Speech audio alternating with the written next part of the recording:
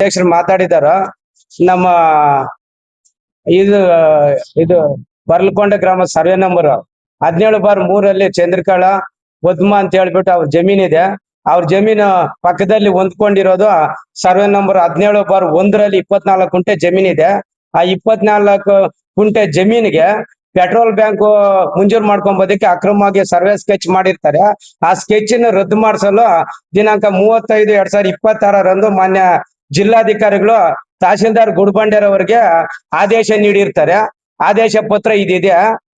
ಇದ್ರ ಪ್ರಕಾರವಾಗಿ ಅವ್ರ ಹಿಂದೆ ಸ್ಕೆಚ್ ಮಾಡಿರೋದನ್ನೇ ರದ್ದುಪಡಿಸಿ ಅಂತ ಹೇಳ್ಬಿಟ್ಟು ಮಾನ್ಯ ಇದು ಉಪನಿರ್ದೇಶಕರು ಭೂ ದಾಖಲೆಗಳು ಅವರು ಶಿಫಾರಸು ಮಾಡಿದ್ಮೇಲಕ್ಕೆ ಅವ್ರ ತಹಶೀಲ್ದಾರ್ ಇನ್ನ ಇದ್ರ ಮೇಲೆ ಕಾನೂನು ಕ್ರಮನೇ ಜರುಗಿಸ್ಲಿಲ್ಲ, ರದ್ದುಪಡಿಸ್ಲಿಲ್ಲ. ಅದ್ರ ಜೊತೆಗೆ ಇವರು ಏನು ನಮ್ಮ ಹೆಣ್ಮಕ್ಳಿದಾರ ಚಂದ್ರಕಳನು ಮತ್ತು ಪದ್ಮ ಅವ್ರದ್ದು ಹೊಂದ್ಕೊಂಡಿರೋ ಜಮೀನು ಅವ್ರು ಅಕ್ರಮವಾಗಿ ಅದನ್ನ ಉಳುಮೆ ಮಾಡೋಕ್ಕಾಗ್ಲಿ ಅಥವಾ ಅದನ್ನ ಬದುನು ವಿಚಾರಕ್ಕೆ ಹೋದ್ರೆ ಅವ್ರ ಮೇಲೆ ಅವ್ರ ಅಣ್ಣನಾದಂತ ಶ್ರೀನಿವಾಸ ಅಣ್ಣನವ್ರು ಮತ್ತು ಅವ್ರನ್ನ ಚೆನ್ನಾಗಿ ಹೊಡೆದು ಬಿಟ್ಟು ಗಲಾಟೆ ಮಾಡಿದ್ದಾರೆ.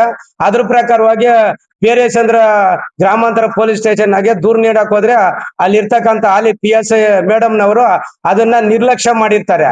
ಯಾಕೆ ಅಂತಂದ್ರೆ ಪೊಲೀಸ್ನವರು ಗಲಾಟೆ ಆಗದಿಂದ ಮುಂಚೆಲೆ ಎಂಟರ್ಫಿಯರ್ ಆದ್ರೆ ಕನಿಷ್ಠ ಹೊಡ್ಕೊಂಬೋದನ್ನ ತಪ್ಪತೈತೆ. ಅಲ್ಗೂನು ಮಾನ್ಯ ನಮ್ ಚಿಕ್ಕಬಳ್ಳಾಪುರದ ಇವರು ವರಿಷ್ಠ ವರಿಷ್ಠ SP ಸಾಹೇಬ್ರು ಬರ್ದು ಕೊಟ್ಟಿರ್ತಾರೆ ಅದ್ರ ಮೇಲೆ ಕಾನೂನು ಕ್ರಮ ಜರುಗಿಸ್ರಿ ಅಂತ. ಅದನ್ನ ನಮ್ಮ ಹೆಣ್ಮಕ್ಳು ತಕೊಂಡೋಗಿದ್ರೆ ಅಲ್ಲಿ ಇರ್ತಕ್ಕಂತ ಹಾಲಿ PSI ಸಾಹೇಬ್ರು ಅವ್ರು ಬರ್ದ್ ಕೊಟ್ಟಿರೋದು ಆ ಕಂಪ್ಲೇಂಟೇ ತಕೊಂಡಿಲ್ಲ. ಕನಿಷ್ಠ ಕಂಪ್ಲೇಂಟ್ ತಗೊಂಡು ತಹಶೀಲ್ದಾರ್ಗು ನೋಟಿಸ್ ಕೊಟ್ಟು ಅಲ್ಲಿ ನೋಡಿ ಪರಿಸ್ಥಿತಿ ಏನಾಗಿದೆ ಅಂತ ಒಂದು ಲೆಟರ್ ಕೊಟ್ಟಿದ್ರೆ ಅದು ಈ ಪರಿಸ್ಥಿತಿಗೆ ಕಂಪ್ಲೇಂಟ್ ಹೋಗ್ತಿರ್ಲಿಲ್ಲ. ಅದರಿಂದ ದಯವಿಟ್ಟು ಅಲ್ಲಿರ್ತಕ್ಕಂತ ಇವರು ನಮ್ಮ ಪೊಲೀಸು ಮೇಡಮ್ ಅವರು ನಿರ್ಲಕ್ಷ್ಯ ಮಾಡಿರ್ತಾರೆ. ಇವ್ರು ತೊಂದರೆ ಆಗಿದ್ದಾವೆ. ಮತ್ತೆ ನಮ್ಮ ಶ್ರೀನಿವಾಸ ಅಣ್ಣನವರು ಹಾಸ್ಪಿಟ್ಲಲ್ಲಿ ಅಡ್ಮಿಟ್ ಆಗಿದ್ದಾರೆ. ಅವ್ರಿಗೂ ಸ್ವಲ್ಪ ಏನು ಮೂಳೆ ಮುರಿದಿದೆ ಅಥವಾ ಮೂಗಿನಿಂದ ರಕ್ತ ಬಂದಿರ್ತ ಅಂತ ಹೇಳ್ಬಿಟ್ಟು ಅವ್ರು ದೌರ್ಜನ್ಯವಾಗಿ ಬೇರೆ ಕೆಲವರು ಗಲಾಟೆಗಳಿಂದ ಅವ್ರನ್ನ ಗಲಾಟೆ ಮಾಡಿ ಇದು ಮಾಡಿರ್ತಾರೆ. ಆದ್ರಿಂದ ದಯವಿಟ್ಟು ನಮ್ಮ ಮಾಧ್ಯಮದ ಮುಖಾಂತರ ಮಿತ್ರರು ಸಂಬಂಧಪಟ್ಟ ಇಲಾಖೆಯವರು ನಮ್ಮ SP ಸಾಹೇಬ್ರಿಗೆ ಈ ತರ ಇವತ್ತೇನು ಪತ್ರಕರ್ತರ ಮೀಟಿಂಗ್ ಅಲ್ಲಿ ಮಾಧ್ಯಮ ಅದನ್ನ ಪ್ರಚಾರ ಮಾಡಿಸ್ಬಿಟ್ಟು ಅವ್ರಿಗೆ ರಕ್ಷಣೆ ಕೊಡಿಸ್ಬೇಕು. ಆಮೇಲೆ ಮಾನ್ಯ ಉಪನಿರ್ದೇಶಕರು ಅವರು ಏನ್ DDLR ಅವರು ಹಿಂದೆ ಆಗಿರೋ ಪೆಟ್ರೋಲ್ ಬ್ಯಾಂಕ್ ಆಗಿರ್ತಕ್ಕಂತ ಅದನ್ನ ಸ್ಕೆಚ್ ಅನ್ನು ರದ್ದುಪಡಿಸಿ ಅಂತ ಹೇಳ್ಬಿಟ್ಟು ಲೆಟರ್ ಹಾಕಿರ್ತಾರೆ. ಅದನ್ನ ಇದುವರೆ ತಕ್ಕನ್ನ ರದ್ದುಪಡಿಸ್ಲಿಲ್ಲ. ಅಲ್ಲಿರ್ತಕ್ಕಂಥ ತಹಶೀಲ್ದಾರ್ ಸಾಹೇಬ್ರಾಗ್ಲಿ ಅವರು ಮೀನಾಮೇಷ ಎಣಿಸ್ತಾ ಇದ್ದಾರೆ.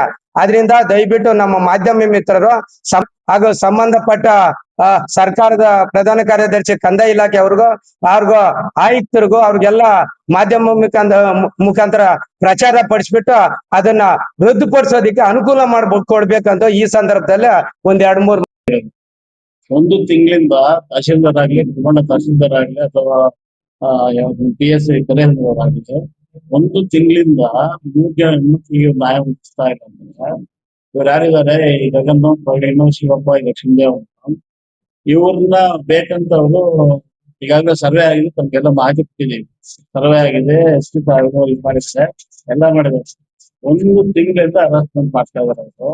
ಇವರು ದುಡ್ಡಿರ್ತಕ್ಕಂಥವ್ರು ಬಲಾಢ್ರು ತುಂಬಾ ಶಕ್ತಿ ಇರ್ತಕ್ಕಂಥವ್ರು ಅಂತವ್ರ ಒಂದು ಇದರಲ್ಲಿ ಪಾಪ ಕಂತಪ್ಪು ಆಗಲ್ಲ.